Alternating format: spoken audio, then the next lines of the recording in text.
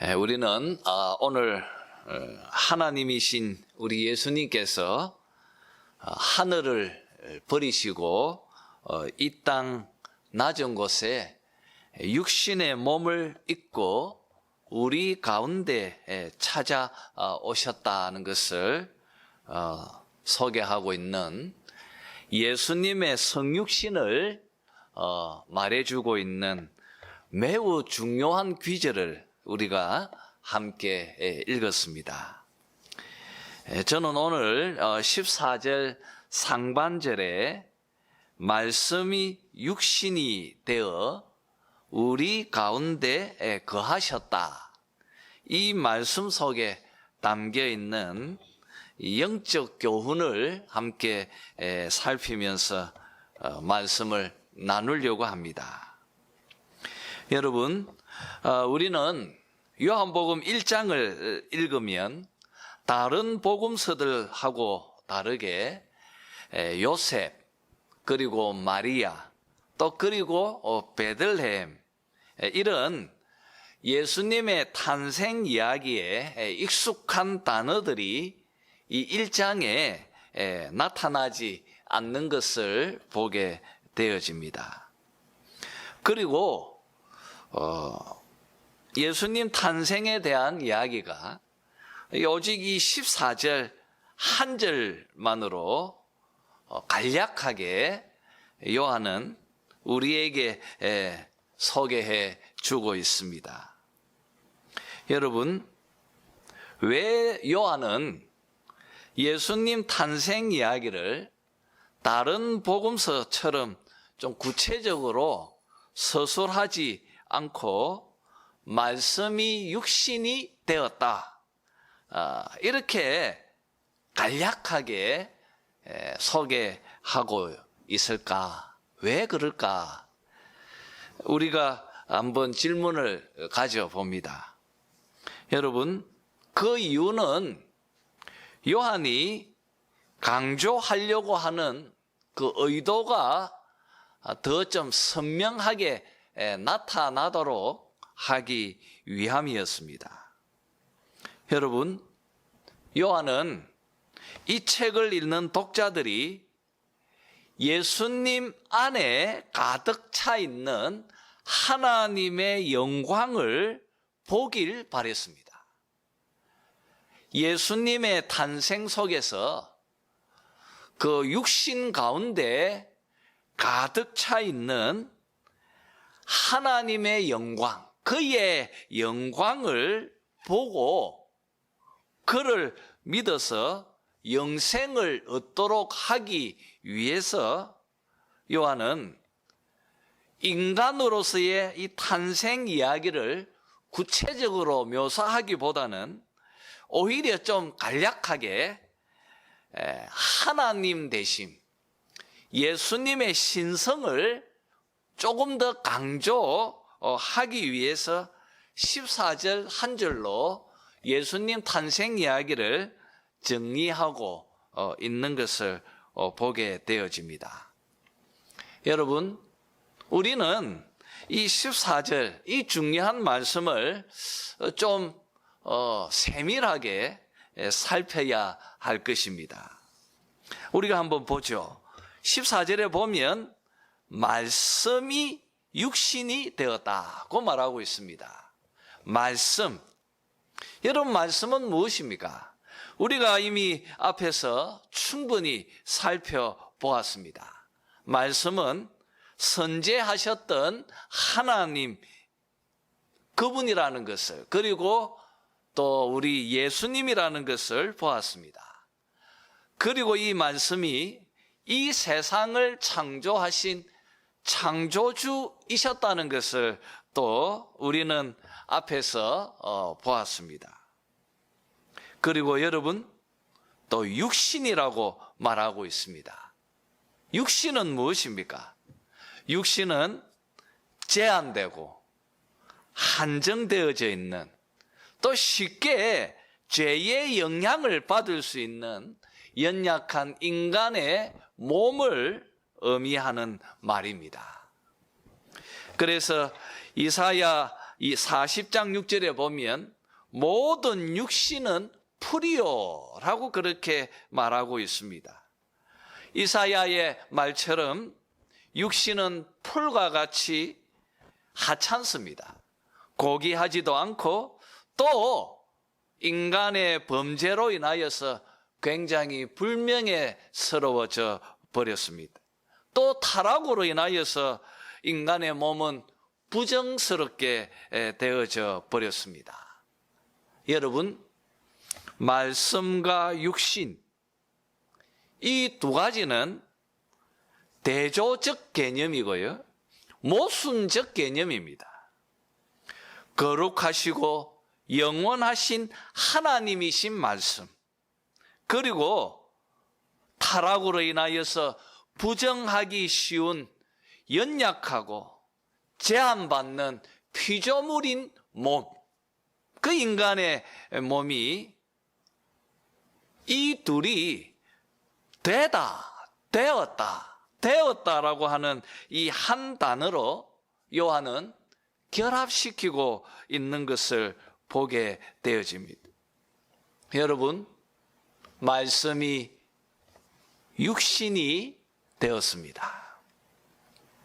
우리는 이 표현 속에서 베들레헴의 한 여관의 그 마구간 말 구유에 누워있는 연약한 한 아기를 머릿속에서 떠올리게 되어집니다. 한없이 연약하고 부모에게 절대적으로 의존해야 하는 갓난 아기의 그 육신으로 우리 예수님은 이 땅에 찾아오셨습니다. 그런데 오늘 이 글을 기록하고 있는 사도 요한 선생님은 우리의 시선이 갓난 아기의 그 육신에 집중하지 말고 그 안에, 그 가운데 임하고 있는 하나님의 영광을 보게 되기를 원하셨습니다. 그 육신 속에 함께하고 있는 말씀 대신 하나님을 우리 성도들이, 또 이 책을 읽고 있는 독자들이 바라보게 되기를 원하였던 것입니다. 여러분, 어떻게 하나님이신 말씀이 인간의 몸을 입고 육신이 되셨는지 우리는 알 수 없습니다. 어떻게 우리 예수님 한 분의 인격 속에 하나님과 인간, 이 신성과 인성이 하나로 연합되어져 있는지 우리는 설명할 수가 없습니다. 마치 우리 성부 하나님, 성자 하나님, 성령 하나님, 이 삼위 하나님께서 어떻게 하나로 연합되어져서 한 분이 되시는지 우리는 설명할 수 없는 것처럼 우리 예수님의 탄생도 그와 같습니다. 그저 우리는 예수님의 이 탄생 앞에서 말씀이 육신이 되었다고 하는 이 계시의 말씀 앞에서 우리는 신비를 보고 기적을 발견하게 되는 것입니다. 그러니 여기서 되다라고 하는 이 말씀은 기적이 실현되어졌고 신비가 이루어졌다는 것을 의미하고 있는 단어라는 것을 우리가 알게 되어집니다. 여러분, 말씀이 육신이 되었습니다. 설명할 수 없습니다. 인간의 이성으로 이것을 일일이 설명해 낼 수가 없습니다. 그러나 우리는 이 계시의 말씀 앞에서 이 절대적인 신비와 기적 앞에서 우리는 믿음을 요구받게 되어집니다. 믿어야 한다는 것입니다. 믿어야 한다는 것입니다.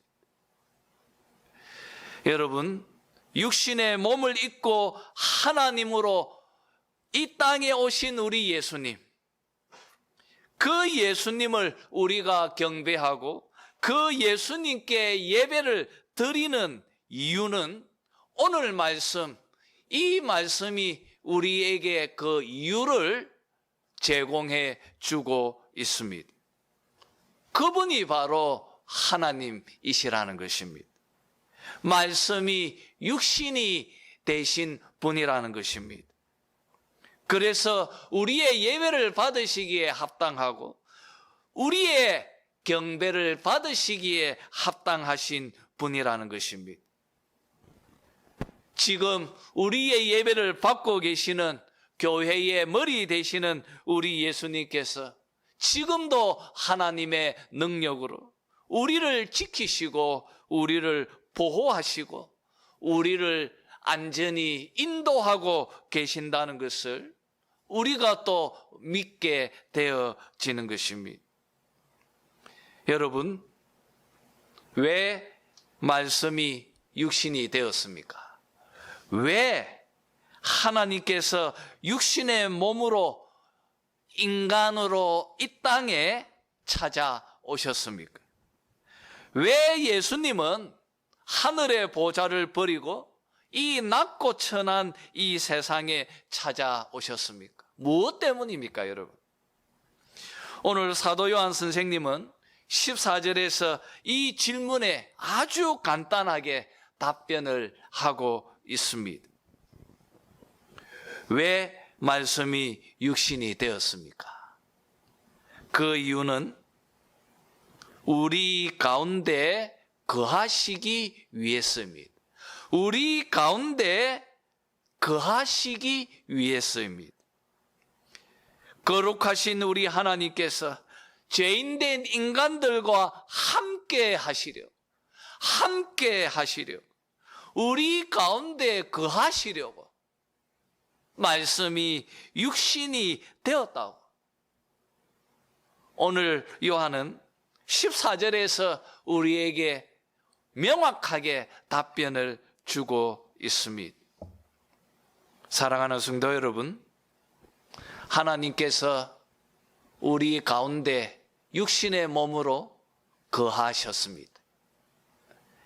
오늘 이 표현 속에서 우리의 관심을 끄는 굉장히 독특한 단어를 우리가 여기서 보게 되어집니다. 그것은 거하다, 거하심에, 거하다라고 하는 이 단어입니다. 여러분, 요한은 이 거하다, 이 단어를 장막이라고 하는 명사를 동사형으로 만들어서 사용하고 있는 것을 봅니다. 장막이라고 하는 이 단어, 이 명사를 동사형으로 바꾸어서 지금 거하심에라고 하는 이 단어, 이 동사를 우리에게 소개해 주고 있습니다. 이걸 좀 더 풀어서 해석하면 말씀이 육신이 되어 우리 가운데 장막을 치셨다라고 그렇게 지금 말하고 있는 것입니다. 여러분, 왜 요한은 이 성육신을 소개하는 이 중요한 이 말씀에서 왜 장막이라고 하는 이 단어를 의도적으로 언급하고 있을까요? 왜 그렇습니까? 이 글을 읽고 있는 독자들이 머릿속에서 구약의 장막을 연상하도록 하기 위해서 이 단어를 쓰고 있는 것입니다. 여러분, 구약의 장막은 무엇을 의미합니까? 무엇이죠, 여러분? 출애굽기서에서 말하고 있는 바로 하나님의 집인 성막을 의미하는 것입니다. 성막을 의미하는 것입니다. 하나님은 모세에게 자신이 거할 처소로 성막, 이 장막을 만들도록 말씀하셨습니다. 여러분, 하나님은 그 장막을 자기의 거처로 삼으셨습니다. 그리고 그곳에서 우리 하나님은 이스라엘 백성들과 함께 교제하기를 원하셨습니다. 한번 생각해 보십시오. 죄인된 인간이 거룩하신 하나님과 어떻게 교제할 수 있습니까? 그게 가능합니까?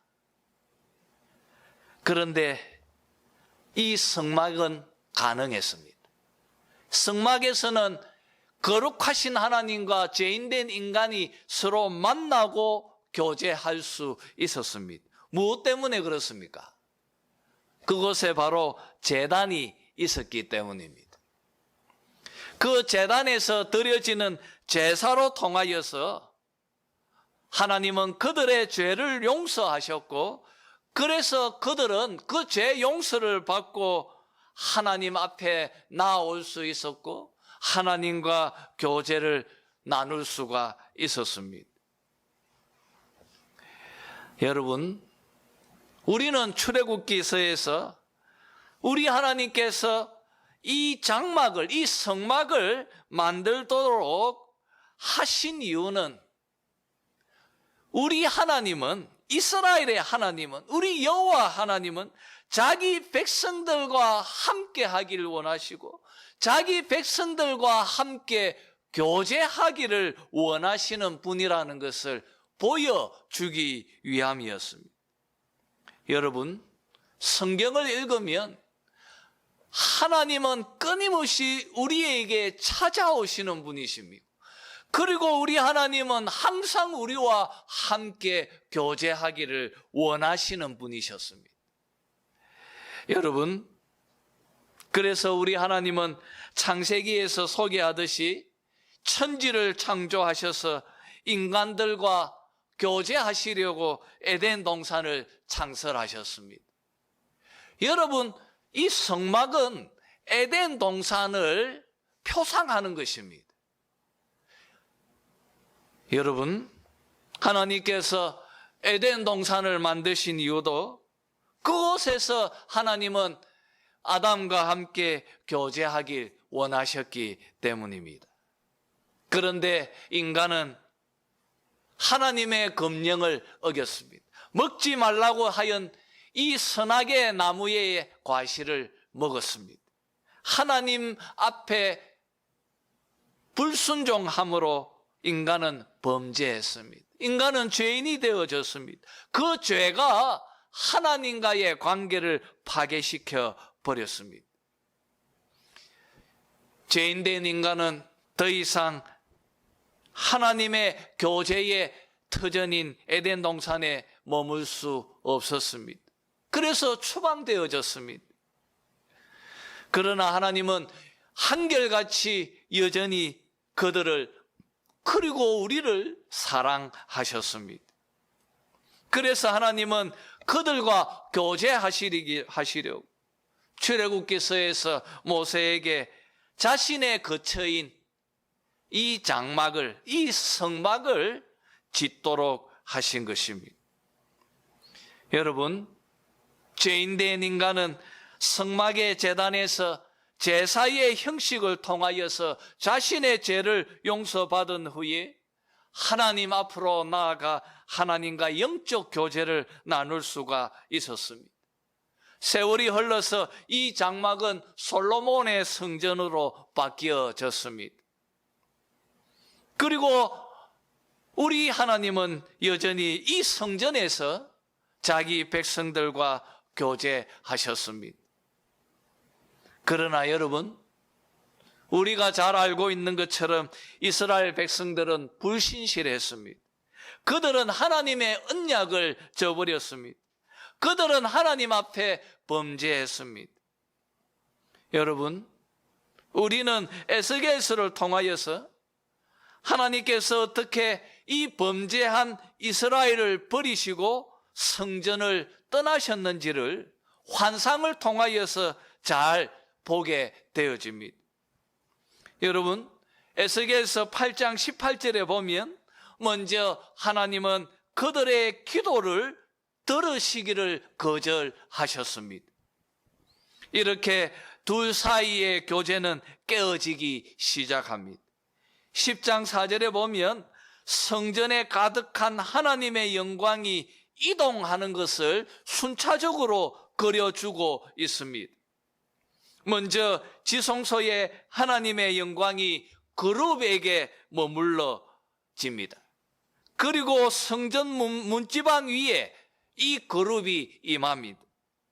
그리고 18절에 보면 이 그룹이, 이 하나님의 영광이 그룹과 함께 성전 문지방을 떠나고 있는 것을 에스겔은 목전에서 보게 되어집니다.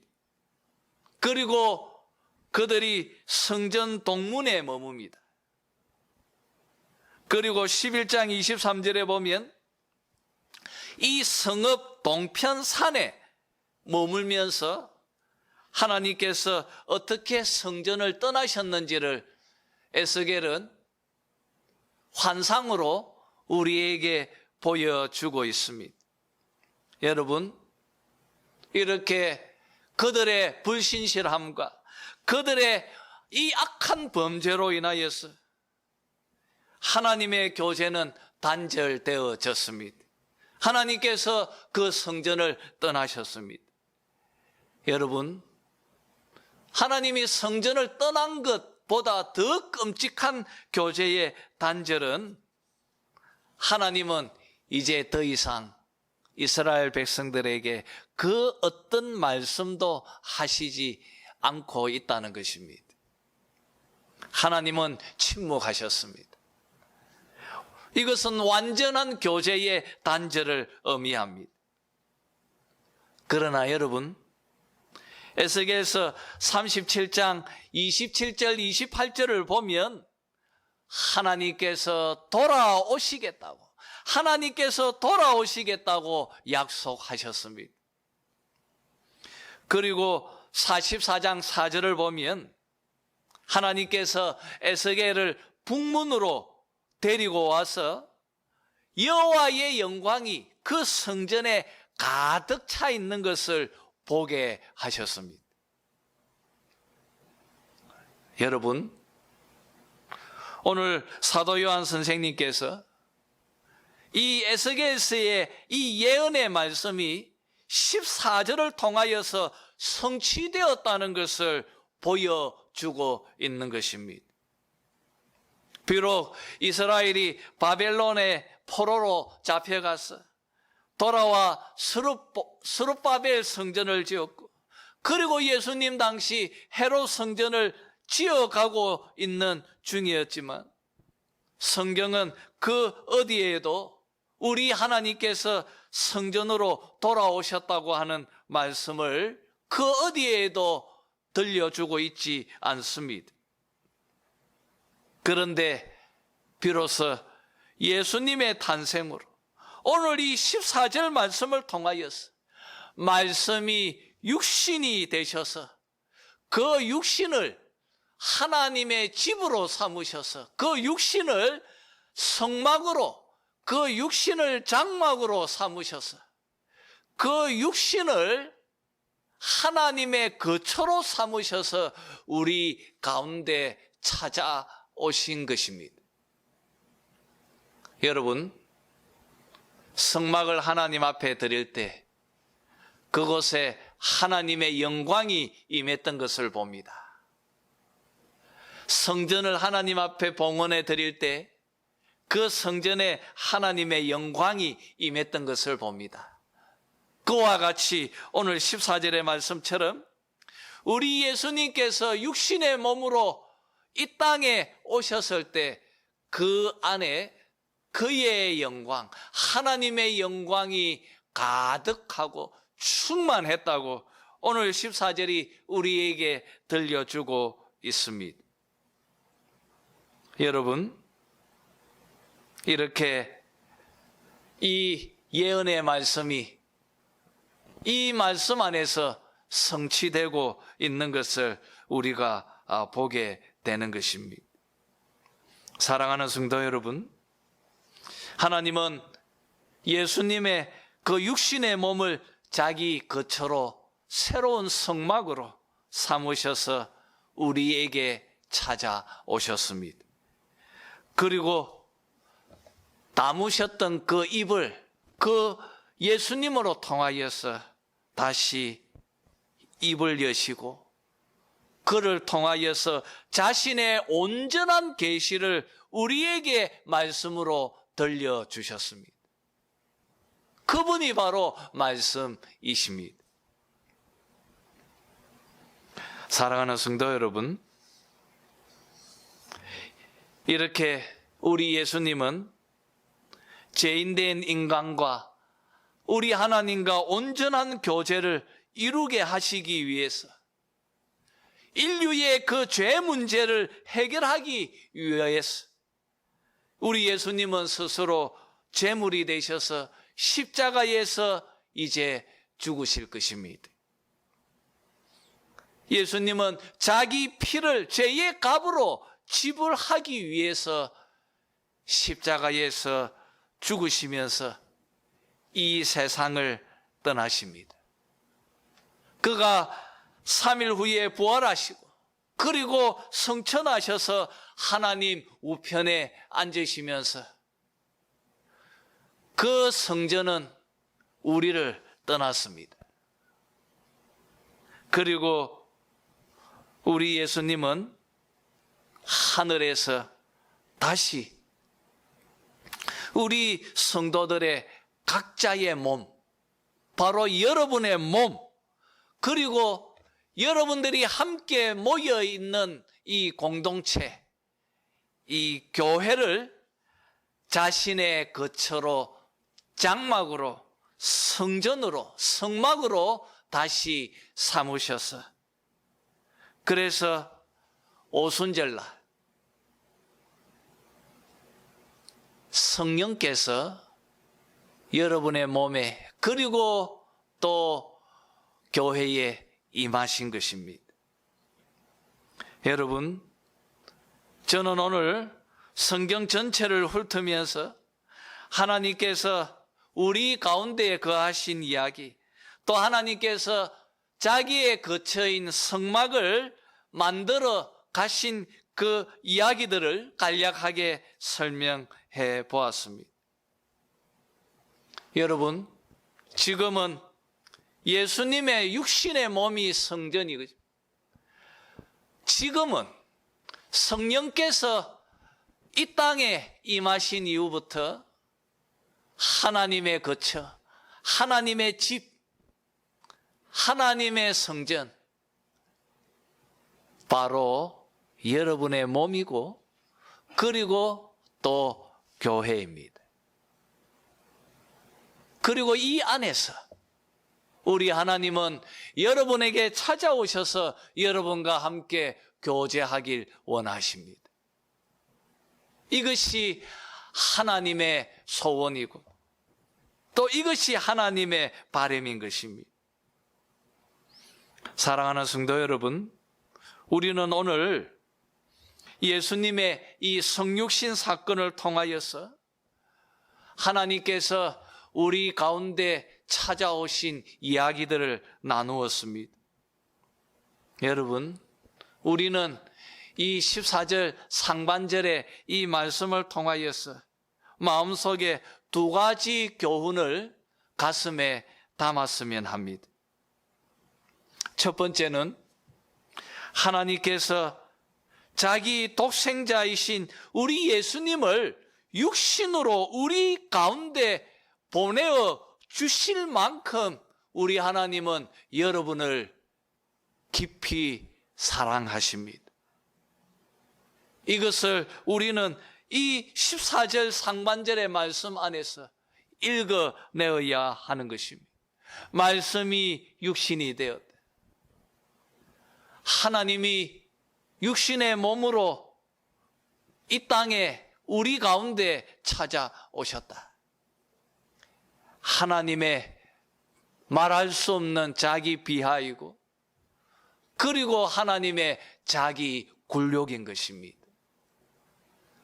여러분, 창조주 하나님이 피조물의 그 하찮은, 여러분, 하나님께서 우리를 향하여 행하신 모든 구원의 행위의 그 동기는 사랑입니다.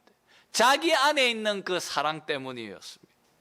그래서 요한복음 3장 16절에서 요한은 우리에게 하나님이 세상을 이처럼 사랑하사, 하나님이 세상을 이처럼 사랑하사 독생자를 주셨으니 이는 그를 믿는 자마다 멸망하지 않고 영생을 얻게 하려 하심이라.